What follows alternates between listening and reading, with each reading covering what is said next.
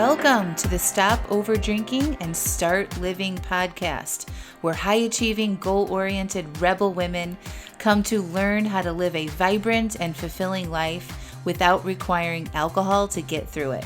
No labels, no judgments, no saying you'll never drink again. Just real proven methods to help you stop rebelling against yourself with alcohol so you can drink less and do more. I'm your host, Angela Mascenik. Let's dig in. Welcome to episode 131, a group discussion with spouses and partners who drink. Hello, hello, hello. How are y'all? So good to be here. I'm super excited today because we've got 5 amazing, beautiful clients of mine who have agreed to come on the podcast today to talk about spouses and partners who drink. And I'm so thankful that they're willing to come on and share their experiences here. I have received dozens of emails and comments and questions in my classes, on Instagram, on my podcast, about what to do when your partner, spouse, husband, wife drinks the same amount that you do and you want to cut back on how much you're drinking. So before we get into that, I just want to give you some updates. We have our class that's actually happening on July 1st. It's called Drink Less and Summer More. The link to sign up for that is in the show notes. So click through the podcast notes, sign up. We're having one on Thursday if you didn't catch us in time, and another one the following week. Don't worry if you can't make it live. It's going to be recorded and sent out. But as we enter the summer, it's in full force. We're in swimming and vacations and seeing more people socially after the pandemic. And I want to set you all up for success and give you some real tools that you can use so you can drink less and enjoy your summer more. So sign up for that. And I think that's about it. So let's jump in. Welcome, everybody. And this is just, hi. Thank you. Hi. You're so welcome. We've got everybody represented here. We've got Ruth from Australia. Hey. Hi.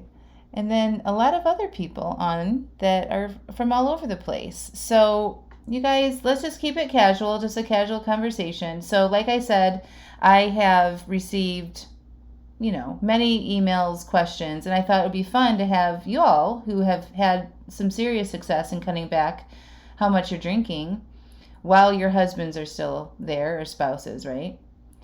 Mm-hmm. So before we get into that, somebody who couldn't make the call actually wrote in, who is a former client of mine, and she wanted to contribute because she thought it was pretty significant. I am going to read that story to you. And then I think that'll kick us off great because I think it'll ping some of your comments and things like that you want to contribute. So she wrote, before joining Stop Over Drinking and Start Living, my husband and I drank any chance we got. Celebration, drink, sad, annoyed, frustrated, drink, drink, drink. We really didn't have an off button, and we encouraged each other to drink and really looked forward to it. Once I undertook this program, while he was always supported in my journey, he had hesitation regarding his own. He didn't and still struggles to see what the problem was. I think he felt a little judged in the beginning, and he was hesitant to drink around me. I'll be honest, it was hard to see him indulge without me, without feeling annoyed and angry. Angela completely guides you through this process with the thought work. I learned that his behavior has nothing to do with me and vice versa. I dropped the manual, and with that went the resentment. Currently, my husband still drinks, but is probably about 50% less than he used to. I mean, who likes drinking alone? His buddies still overindulge and normalize it, so he tends to do it more around them. I don't judge because I'm armed with the model, feeling my feelings and all the things. And they aren't. So he came home from work, crack a beer, and it will have zero effect on me. And I never thought I'd get to that point, but here I am.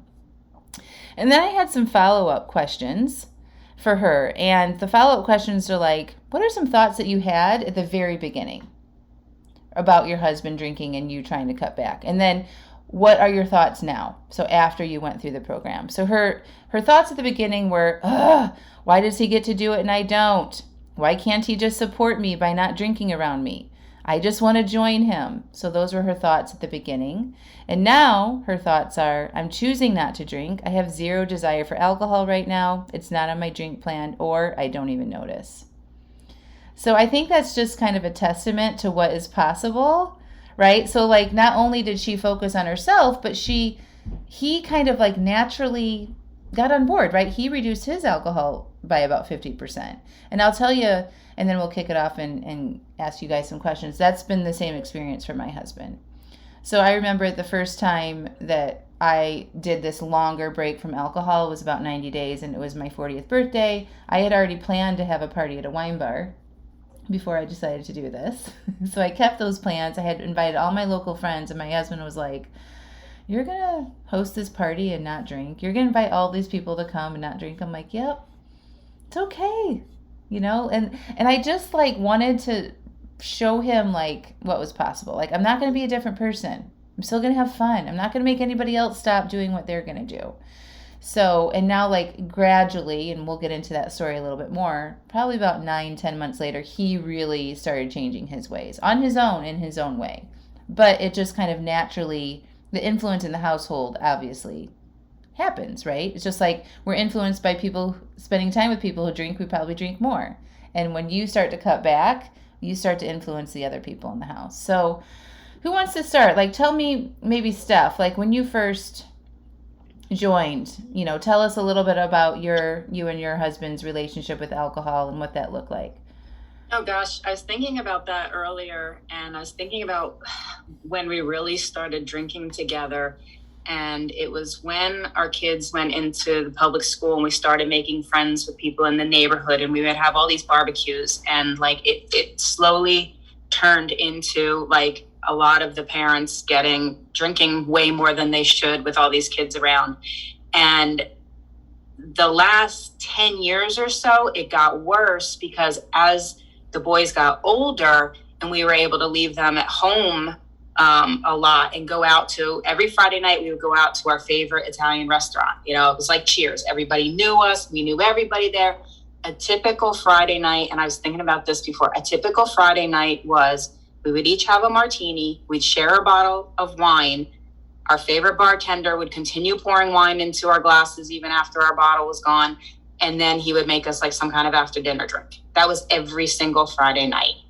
And at some point, I kept thinking we were having this time, we were connecting with each other. Like, this was the time we spend together. This is how, we connected and talked. And then I began to realize that neither one of us had any idea what the hell we even talked about the night before. Mm. So there was no connection there. We thought we were connecting, or we would be connecting, but he would be turned drinking with a friend this way. I would be turned drinking with a friend this way. And then we'd come back together and talk. But by the time we got home, woke up the next morning, had no idea what we had even talked about the night before. And I realized like, this is no way to connect with your spouse at all. Yeah. So tell us about now, like what happens on a Friday night?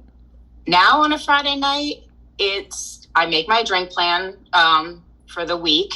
And more often than not, it's one Cosmopolitan, and he, regardless of whether it's Friday or Monday or Tuesday, he makes a martini at 5 p.m. every night. Shaker goes off.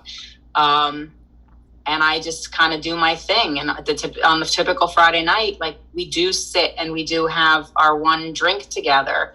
And we usually watch a show together and then, talk a little bit and catch up on the week. But like, we totally are connecting a lot more for sure than we have the ability to connect more because we're both coherent.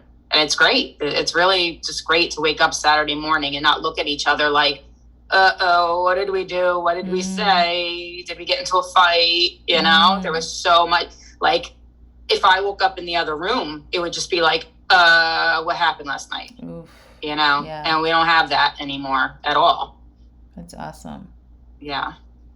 So when he pours a drink, it just, if it's not on my plan, it doesn't really affect me. Like you said, I let him do him, and I do me. It was kind of like when, anyway, yeah, go ahead.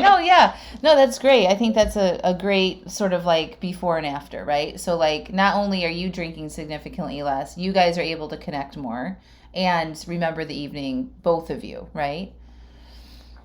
And I think now, especially, we don't have the buffer of the kids between us because we're empty nesters, that it has become even that much more important for us to actually be able to connect with each other, because, for the longest time, you're mom and dad, you're not necessarily husband and wife. Yeah. And now that we're, husband and wife again and really connecting with each other, our relationship has just improved so much. Like, we actually enjoy being around each other and enjoy, just really having deep discussions together. So it's pretty awesome. Cool. Who else wants to share? Yeah, I'll go. Okay. So, my husband and I, we met in a pub. So we've been drinking together for 30-something years. Wow. And so when I gave up drinking, I was jealous, very jealous of him drinking to start with. Mm-hmm. And he didn't really respect that my choice to give up drinking, because I think he thought it was just another one of my fads. Like, I've been on every diet under the sun. So what diet are you starting next Monday? I think it was one of those sort of things. So the longer I went without drinking, the more he started asking questions about, so you didn't, you're not drinking tonight, and to start with, we found it a little bit hard to communicate because we were so used to having that happy hour every afternoon or day drinking all day Saturday. And I wondered if that was the only thing we had in common for a while, that we both liked to drink. Mm-hmm. But now that it's been 5 months without drinking and we've had a few discussions about it, like, John still drinks way too much, I think, but I didn't think he drank enough back then. We still have our happy hour every day, and he'll just walk in and go, "What are you going to drink tonight?" And I go, "Soda water with lime." "Okay."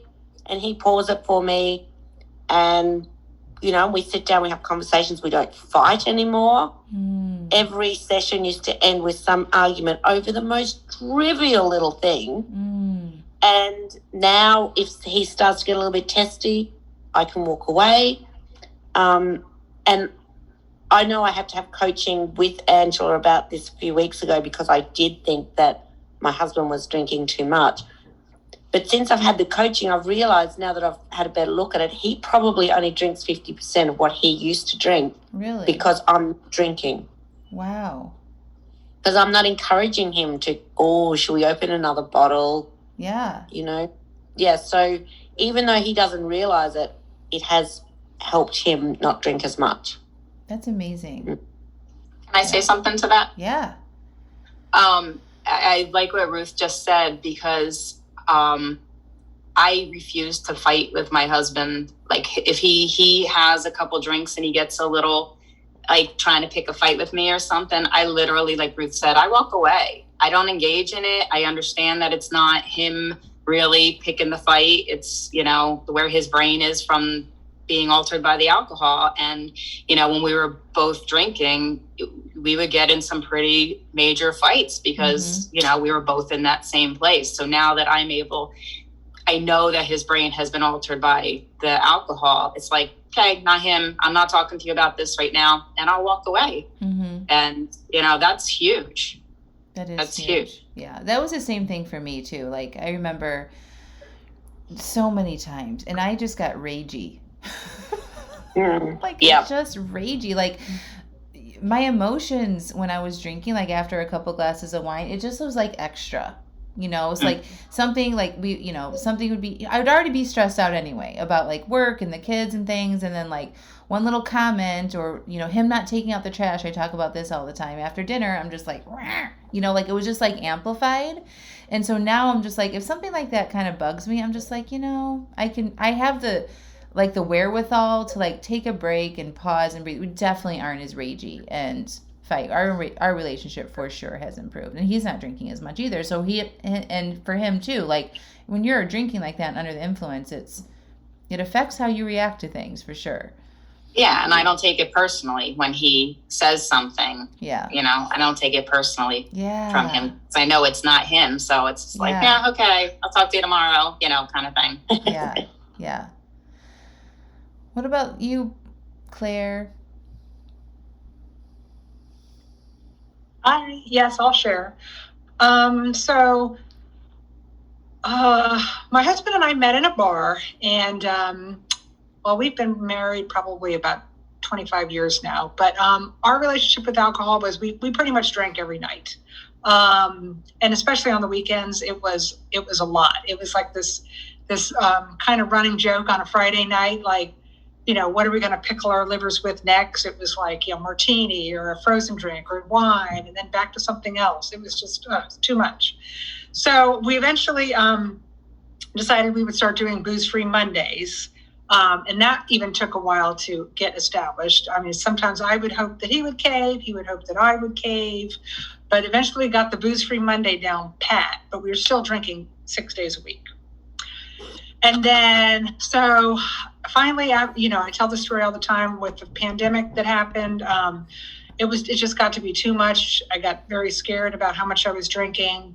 And so I signed up for the Stop Over Drinking and Start Living course last October. And I was very scared just about everything, just my past and my future, and would I be successful with the program? And so I did sit down and I just told my husband I joined this program. And it's a 6-month program, and this is what I'm doing for myself. And he was like, oh my God, you're never going to drink again? I said, I'm not saying I'm never going to drink again. I have to do this for me. So you've got your own journey, you have your own path, you have your own challenges. This is what I need to do. So pretty much though, right away, I told him kind of what it entails. I'm going to make a weekly drink plan, which means what days I'm going to not drink and which days I'm going to drink and how much I'm going to drink.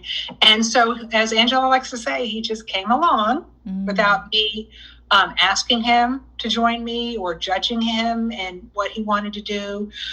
So now I make the drink plan, like Sunday morning, he'll ask me, what's the drink plan? Which pretty much means like, what days are you not drinking this week? So let's say this week it was like, okay, I'm not drinking Monday through Thursday. And I think initially he would do it with me. Like he likes to say it was for moral support, but I really think, grudgingly he feels a lot better. But then like, let's say, Friday night, we're going to have a couple of glasses of wine. He's going to have more than me, which is probably in my mind a significant amount more than he should be. But I don't say anything to him about it. I don't judge him on it at all. He can do what he wants to do, and I don't let his actions influence me. If he wants to come home from work on a night that I'm not drinking and drink, I'm fine with it. Because it's just not worth it to me to break my drink plan and have a glass of wine with him. So, how does that compare to, like, have you tried cutting back in the past and like wanting him to support you? This could be a question for everybody too. Like, think about a time in the past where you're like, I'm going to do a dry January, or I'm not going to drink during the week, and let's do this. And like, you sell them on, I did this. So I don't know about you all, but I would sell my husband, like Ruth was saying, like on any diet that I would do. And they were crazy ones, like juice fasts, vegan, green smoothies, all the things. And I would like be like, this is what we're doing now, and get him on board. And then like, if he didn't follow it or support it, it was just like, then I can't do it. You're making this hard for me. Now I want popcorn. Now I want all the things, right? So like, did you guys experience this? So I think going back to what Ruth was saying too, it's like at the beginning, my husband was like, what are you going to make me do? What is this going to look like? But Claire, I'm interested, like, in the past, have you done something like that and then wanted him to do it with you and then got resentful that he didn't do it? No, I can't say that. No. Okay.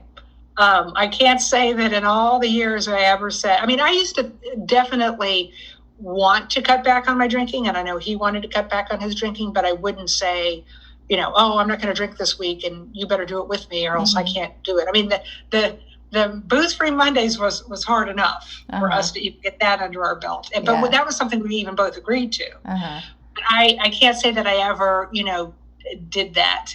So even like on a booze-free Monday though, like if you're like, I'm doing the booze-free Monday, and then if he's like, well, it was a long day at work, are you sure or you got a last-minute invitation, what would that experience be like? I would definitely have caved. Yeah. Okay, yeah. If we would have said, okay, it's booze-free Monday, and then he comes home from work and says, I really want a glass of wine, I'm having a glass of wine, I would have caved. Yeah. So what would your thought, like that's exactly what I'm talking about. So what were your thoughts during that time?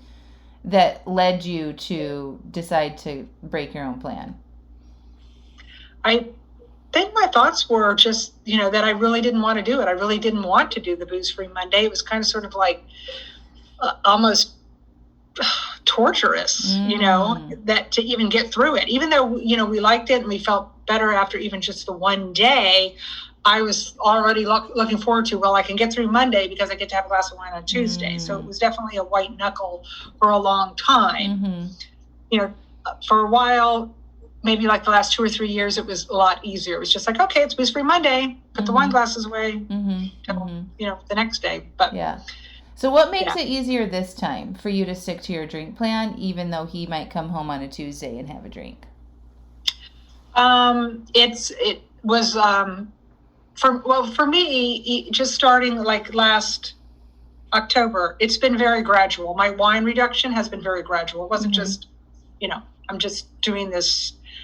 Okay, I'm not going to drink for 5 days. It was very gradual. It started with Monday, and then it was 2 days, then it was 3 days, then it was 4 days. So it was a very gradual reduction. But I also along the way, learned about, that honoring the commitment to me, which was very powerful. And I haven't broken that commitment since I started the program. Well, on the booze-free days. I haven't broken my commitment to me. And it's just, to me, like, I would think about it like if he was going to have a drink, I would think I could have a drink. And then I just thought, oh my God, it's just not worth it. I'm just going to beat myself up for the next 24 hours. And it was just not worth it. So I think the honoring the commitment to me was a big thing. That's what's really changed over the last several months. Awesome. Does anybody else want to add to that topic about feeling resentful or? Just want to add, the commitment. Every other time I've even tried to give up drinking, which never lasted because I was too tired, too hot, too anxious, too whatever, to not have a drink that night. But I didn't ever have a plan. It was, I'm not going to drink. But I didn't actually have a plan, nothing written down, no thought put into it. And I think that has been the difference this time, that I have a plan, I stick to my plan. Even though I don't drink at all, but even I write down every week that it's 0 drinks every day, and that's my plan, and I stick to it. Love it. What about you, Bridget? Hey there. So my story, I hear a lot of similarities with everybody as far as my husband and I and our relationship with alcohol. We have been married only for 2 years and engaged up into marriage about 1.5 years. And there was just a lot of dinners out and a lot of drinking. We kind of had a standing date every Thursday night, and it just was a lot of alcohol. And then it progressed into weekends hanging out, getting to know each other's friends, and that went along with a ton of drinking as well. And then we went through the engagement phase and the wedding phase, and then got married, moved in together, and blended a family. We each have a daughter, and that just turned my anxiety upside down. And I used alcohol even more so at that point for helping with my anxiety, which I now know that it just exacerbates my anxiety. But at the time, I was using it to numb it down. And then that just led to so many nights of alcohol-fueled arguments and waking up in the morning, like what Steph was saying, with just so much shame and regret and not knowing why I'm sleeping in the guest room, why we're not talking, walking downstairs in the morning with my tail between my legs and just literally apologizing and not knowing why. And just so much shame behind it. And, he was definitely drinking. He drank as much as I did, but I don't believe the alcohol affected him as like it did with my anxiety. And I just was a person that I did not want to be. And then in the process, I gained 40 pounds over those 4 years. So that was an added bonus. And so in January, I tried to do the dry January, like you mentioned, and this past January, and within a few days, it was like the Monday after New Year's, I came home and I had 3 drinks. And it's like, what gives? You know, why can't I get this together? And that's when I joined your program. And I've gone from drinking about 20 to 25 drinks a week to drinking anywhere from 0 to 4. And I remember being coached with you quite a few times about, I just was scared I was going to lose my connection with my husband, because this was what our relationship sadly was built on. You know, we just loved to go out to really nice dinners. Thursday night was our night. And it's what I thought we connected on. Yeah. But what I realized is the arguments in the next morning were just, one, I didn't remember the quote unquote connection we were making. And 2, it just was not worth what the damage it was doing to our relationship.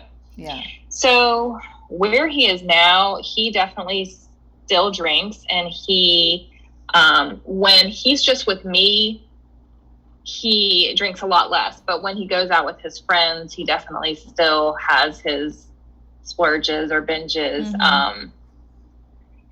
But, you know, we just got back from our family vacation. It was a beach week with my mom, parents, and all the kids. And I decided I wasn't going to drink the month of June. I really wanted to challenge myself to go on a vacation. I tried it 2 other vacations before and wasn't successful. And I really wanted to try it this week. And so I was around my entire family last week, not drinking. And it was challenging, but it was really awesome. I did a lot more journaling than I've ever done. And his support has been so amazing. I mean, every single night, even my mom was pushing me to have a glass of wine. She told me it made her feel uncomfortable if I wasn't drinking. I love that. So I'm like, this is a woman who doesn't even drink that much. But he just looked at me and he's like, he just stood up for me and had my back. And he's like, she's made a decision. She's not drinking and she's not drinking. And he would just be like, you are doing great. And so his support has been great. It's definitely been a journey, because in the beginning, I did have a lot of feelings of jealousy. This isn't fair. And then I just kind of had to turn around. This is my journey. This is what I've decided to do. And this is about me, and I can do me and he can do him. And I've lost 20 pounds. So I'm getting there. That's amazing. I think it's so interesting. So it's like, from what I'm hearing from a lot of you all, is like, it's our thoughts, right? It's our worries. It's our concerns that we have in our head about making these changes. Like, we're worried we're going to lose the connection. Like, and less about really knowing what they're thinking about it. Like, you know, there are some questions, like you all have said, like, oh, they asked me a couple questions, or am I going to have to do this too? Or what does that look like? But it's like, the issues are in what we're thinking about, the changes in the relationship, right? Right, 100%. One of the biggest shifts I think I found in this was when I stopped counting how many drinks Greg was having. In the beginning, I would be resentful, and I would be like, even if I had one on my plan and he made himself another one, I would be like, I can't believe you're doing that, you know? And then once I really started doing the mind work and realized the thought work and realizing it was all on me, and you know, I got to a point where I wasn't counting how many he had anymore. And that was like so, I know, it's so refreshing. It's so freeing to not have to like be so focused on it, like, and like tracking it, and like judging, right? Like when we count, we're like, there's your third, and oh my God, you know, like all of that. Everyone's not, so we're all on Zoom. Everyone's like nodding their head. Yes. Yeah. Laura, what do you got to say? Well, my boyfriend and I, we drank every night together. It's what we did. He came home from work. He worked from home. I was still working away from home. I do work from home now, but, and we come home, and I mean, I was always the wine drinker. He was the beer drinker, and it's just what you did. And we drank, and, there was lots of times where I would overdrink. Again, like everybody else was saying, okay, why am I sleeping in the guest bedroom? I'd wake up in the morning and he'd say, do you know what you did last night? Yeah, I think I remember. And then he would enlighten me on some of the things. And then there were mornings where I would wake up and say, do you remember what you did last night? And when I decided that I wasn't drinking anymore, in the beginning, he would say, hey, I'm going out. Do you need wine? no, I'm good. I don't need any more. I don't need wine. I'm okay. And it took him about 2 or 3 months till he stopped asking me. And I'm like, and I didn't tell him, didn't tell me he couldn't ask me, but I got to the point where he just naturally stopped. And I'm like, if I want wine, I'll get it myself. Mm-hmm. And over the months, he has significantly cut down. But in the beginning, it was that why is he still drinking? Why does he get to drink? Why is he having his 4th beer? Okay. Mm-hmm. And then there would come a point in the evening when the beer would go away. Usually it was when I had gone to sleep. And then he would do shots of whiskey till he fell asleep. And I'd wake up in the morning and think, well, look how much has gone out of that bottle. He must have really been drinking too much last night. And I, through coaching with you, through this whole program, have learned that I do me, he does him. And eventually got to the point where he did cut back and he's drinking less than he did. He still drinks, but not as often and not as much. Yeah. So similar. The sleeping in the separate bedrooms, y'all. We'd never had separate bedrooms, a room enough to sleep because we got the 3 kids. They took up all of our extra rooms, but yeah. So how did you guys work through that at the very beginning? So it sounds like you had very similar thoughts. Like why does he get to do that? I want to drink, all those similar thoughts, right? Like getting pissed, resentful, counting their drinks. How did you work through that in that moment when you first started and not drink yourself? Because I had Angela in my ear telling me, honor your drink commitment. It's in the beginning. I mean, there were times where I failed. I screwed up. I, was like, okay, screw it. I'm going to have the wine. And I would. And then I would journal about it and I would do my evaluations and I would go through what was I feeling? What was I thinking? I would get the coaching and say, okay, what do I do? And it's the program that made the biggest difference for me because in the past, nothing ever worked. I tried to do dry almost January of 2020. I made it to the 25th after my father passed away, and I made it to almost sober October. I would get to the end of the month when I would cave, and it never stuck because I was trying to do it on my own. And the difference for me was the support, the group support, knowing that I could post on Facebook and I would have people, hey, help me out here. And I had women that had my back. I love that. I had somebody that I could say, hey, yep, I need coaching today. And this is why. And people that weren't going to judge me for how much I was drinking. Yeah. People that were going to help me figure it out. Yeah. I love that. That's the difference. I love it so much because it's this is what I teach, right? You got to learn from your failures. And that's part of this work too. Part of sometimes your husbands, regardless of the drinking, they're going to say and do things that piss us off, right? That is going to always happen in any relationship, at work, at home, with our kids, all of it, right? And then we're going to be triggered to do things sometimes. And sometimes that might look like drinking or eating or scrolling or yelling or whatever it is. But what Laura is talking about is not being hard on yourself about that. And that's what I teach you guys, to remove the shame when you do not follow your plan and figure out why. And that's empowering yourself. So Laura, what you're talking about, you figured out what the thoughts and the feelings were that drove the act of drinking. That's you solving your problem, right? So your husband can't do that for you. Right, even though he was drinking or whatever, but you took your ownership in that and figured out what you could do differently next time and learn from it. Correct. Yep. Yeah. And approaching it with that curiosity of, okay, what did I do? How can I learn from this? Instead of, you're such a fraud, you're such a failure, you're a fuck up, I'm sorry. No, it's okay. Instead of approaching it from beating myself up, why did I do that? I'm never going to amount to anything. I'm never going to be able to do this. But saying, okay, I had wine. Big deal. I had wine. Yeah. I'm over on it. I was how do I do it and how do I fix it the next time? And approaching it with that self-love and learning to give myself the grace and the forgiveness and all those other things that you so freely give to everybody else, but we don't give to ourselves. Yeah. Yeah. And that's one of the biggest things I've learned in this program is to love myself unconditionally. Yes. That I'm not a failure. I'm not a fraud. I'm not a screw up. I'm me, and I'm a total wonderful badass me. You so are. Yes, you are. That's amazing. And that's how and I've learned so much from approaching it that way versus, beating myself up, because that doesn't work. It's so true. Beating your dog does not get them to go out and pee in the yard. It's true. What about the rest of you? How did you overcome those thoughts in the beginning of the resentment, or them drinking and you didn't want them to, or counting the drinks? Like, what did you do in those moments that helped you stay successful? Well, learning how to process the feeling and the urge definitely was humongous.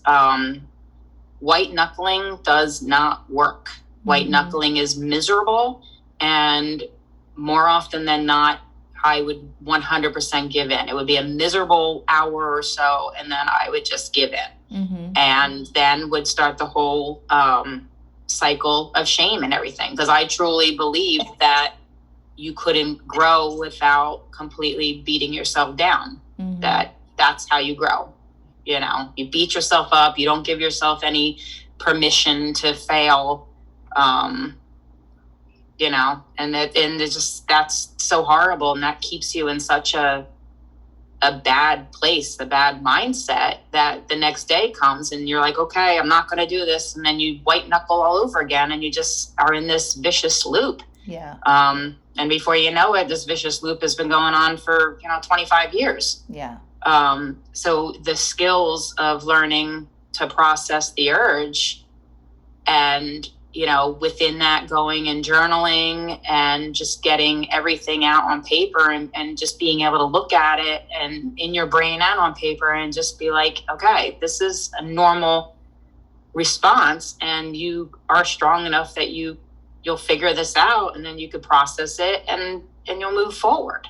I love that. Yeah, I totally agree. Like, the urges, usually what happens with the husband stuff, or whoever, like social situations, your friends are around, you're like, have said you're not going to drink, and then the resentment comes in, or the deprivation, right? Like, I really want that. Why can't I have that? And you feel like this deprivation, and then you feel the urge to drink. Then you're like, now I want one, right? Like, I really want one.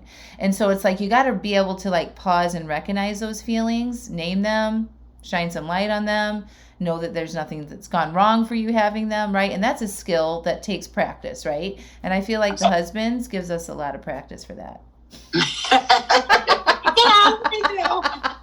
They do. They do. Yeah. My husband and my brother-in-law, when they get together, they just, from the moment they get together till the time he leaves, the martinis are flowing. So I'm going to have a lot of practice this weekend with that. Not being resentful. No. What else worked for the rest of you guys? Like, was there any other things besides like pausing and working through the urges that you did in those moments in the beginning that helped? Well, I'll share. Okay, so I know you guys have heard me tell this story before, but this was like the moment, like, for me that really clicked was when my husband had come home from the dentist one evening, and he had like 2 major dental procedures, and he walked in the door, and the first thing he said was, I'm having a martini. And I was like, well, I'm not drinking tonight. And he's like, I don't care, I'm having a martini. And so I'm the one over there shaking the martini up, and I was like, oh my God, I just want a drink so bad.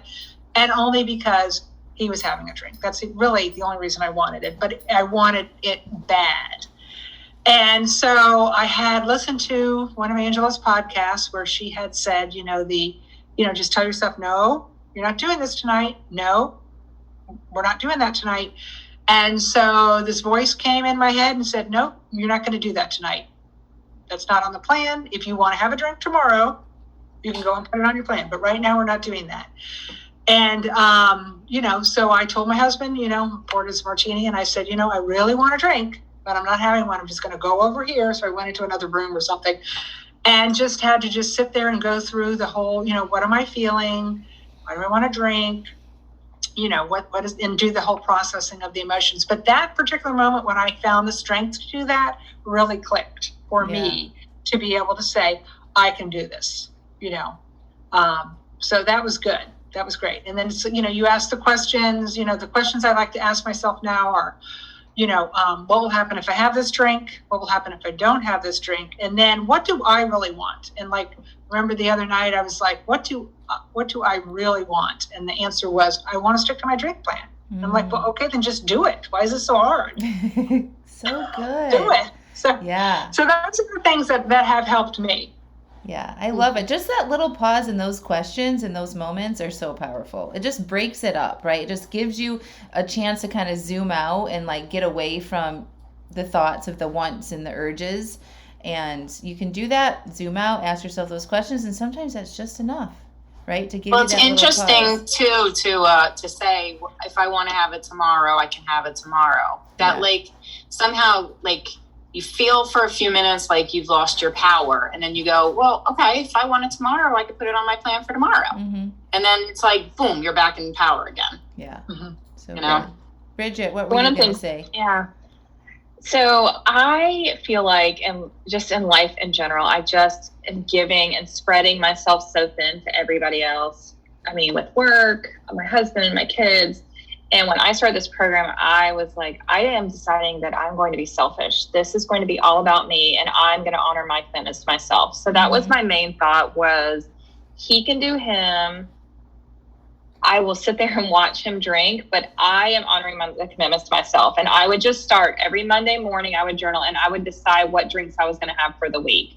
And if it wasn't on the plan, or if it was one, he was having 3 and I had only planned 1 or 2, I just really kept telling myself, this is you honoring your commitment to yourself. Mm-hmm. You deserve it. You serve every single person in your life, and you have not once served yourself. It's true. Mm-hmm. So good. That's good. That's a powerful thought to have. It worked for you, right? Yeah. Yeah. What do you feel when you think that? Empowered. Yeah. Yeah. Yeah. And it's weird because I feel like I'm such a strong, independent person. I'm very successful in my job, all the things. But I just never sat down and really thought about how I'm serving myself personally. Yeah. And I wasn't. I was completely neglecting myself. Mm-hmm. And now I've learned that neglecting myself is actually, I'm so much better of a person, and I actually have a lot more to give when I have put myself first. Yeah. I totally agree. And that empowerment feeling that you have when you're like, I am doing this for myself, you don't want to get rid of that. Right? No, it's something that stays with you. It's not tempting to like want to go pour a glass of wine when you're feeling empowered in that moment. You're like, this feels pretty damn good to honor my commitment finally and say that I'm going to take care of myself finally. It's not something that you typically want to numb away from. Yeah, and the other thing is that when I have an overdrink, or I drank more than in my plan, the next morning I wake up and I will journal about it, and it is not a thing. There is no more beating myself up. There is no more shame. I just move on, and that's empowering too. I don't hold anything against myself anymore. Yeah. How do you think that practice of not beating yourself up and being hard on yourself has that overflown into giving your husband some grace and spouses some grace? Oh, big time. And the kids.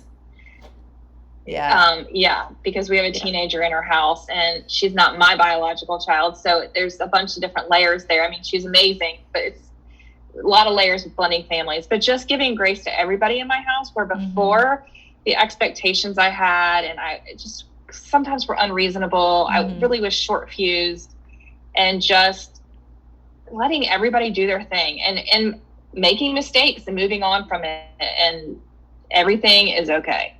So good. I agree. Yeah.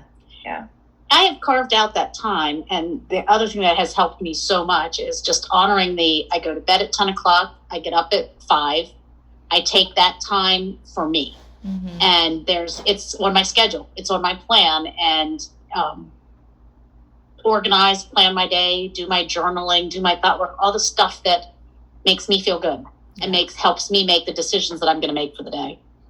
So when you do that, and then it comes down to it, and your husband's having a drink or your spouse is having a drink, right? And if you've set yourself up for success that day and like organize yourself and manage your mind, all that, it makes it probably easier to just be like, he's doing him, I'm doing me. It does. Yeah.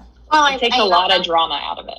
Sorry. It does. And I Okay. just think that, like, I don't want him judging me for anything that I do, and it's not fair for me to judge him, you know? Mhm. So it's just like, it's a two-way street, you know? Yeah. Like, it just, all the judgment is just gone. Yeah. I don't get mad at him for not taking the trash out anymore.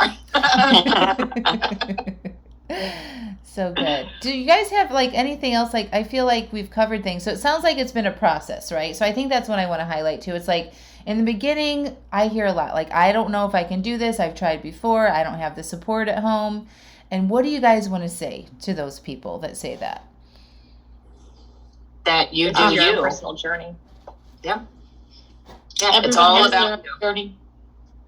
I found it really interesting because I remember saying to Angela on our very first call, I don't know who I am sober. Mm. I'd been drinking for so long, I didn't know what I was going to be like as a sober person, and that scared me. Mm-hmm. And I think it scared my husband too, to be honest. Mm-hmm. So, you know, yeah, I have to give him recognition for supporting me through it too. Yeah. So, And how did you get over that fear though? Like, what made you decide to do it? to start with, it was the challenge. To be absolutely honest, it was just the challenge Mm-hmm. of 30 days, and then it became 100 days. Mm-hmm. And the more I was able to cope in social situations, the more powerful I became. And yeah, now I just own it. I was sort of embarrassed to be a non-drinker in the beginning. I know. Yeah. Yeah. But now I just own it. I don't go out yelling, oh, I don't drink. Look at all you lot drinking. I don't drink. I just keep it to myself. But Mhm. yeah, it's so powerful. Yeah. What do you think made you be willing to try it though? Even though you didn't know who you were sober, even though that's what a lot of you guys, you met your spouses in a bar, right? Like, so what made you Yeah. be willing to try even though you were scared? I didn't like the person that I was. I knew, like, I'm in my mid-50s. Like, is this going to be my life for the next 30 years, or do I really want to find myself and live properly? That's amazing. Yeah. I love it. So like that like sort of idea of wanting to live better outweighed the fear, sounds like. Absolutely, but I couldn't have done it on my own. I know that I couldn't have done it on my own.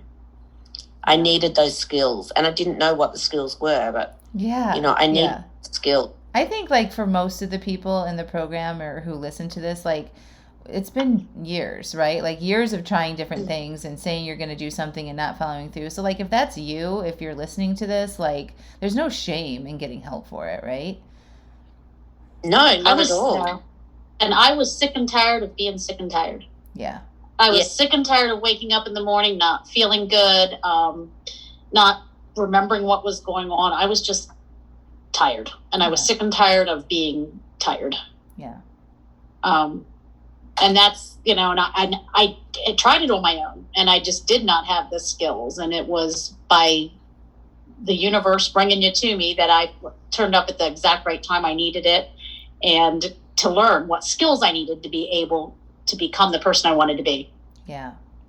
So it's like a willingness to be able to figure it out. And I think like that's what we do inside the program. It's not like you come in and you get all this information and then you start over drinking right away. Like it's a process of like layer by layer, situation by situation, failure by failure to kind of unpack it, look at it, adjust. It's like little degree turns along the way. Yeah. Like peeling the onion. Yeah, it's peeling that onion. Peeling those layers back and learning. And Yeah. So let's just go around and like, Steph, we'll start with you and then we'll do Laura, Ruth, Claire, and Bridget.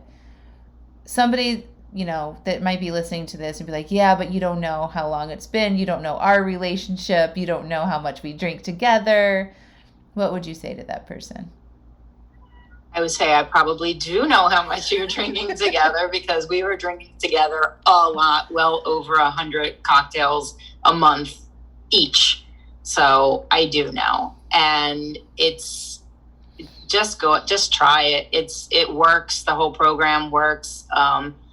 Once you take responsibility for yourself and your thoughts and your actions, then you can change yourself and your relationship. I mean, my relationship has improved so very much. I can't even express how much it's changed and how wonderful it has been. And I did not want to spend the rest of my life with my husband in the relationship that we were having before. And now I'm really, really looking forward to growing very old together.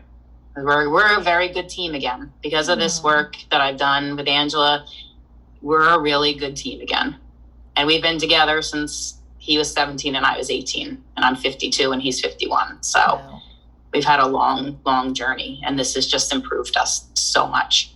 So good. Thank you. Laura. I would say if you're, I totally get how much, I agree with Steph. I know exactly how much you're drinking. I was drinking a minimum of 1 bottle of wine a night, some nights 2, some nights then I would finish it off with the shots of whiskey. We were drinking a lot. And I knew I couldn't do it on my own. I knew I needed help. And it, like Steph said, it's improved every area of our relationship. Now, we've been together 7 years. We've both been divorced, been through a lot of stuff. Even in just the time we've been through, a lot of things have happened. But we're able to be there and be supportive for each other, and in ways that we never were before.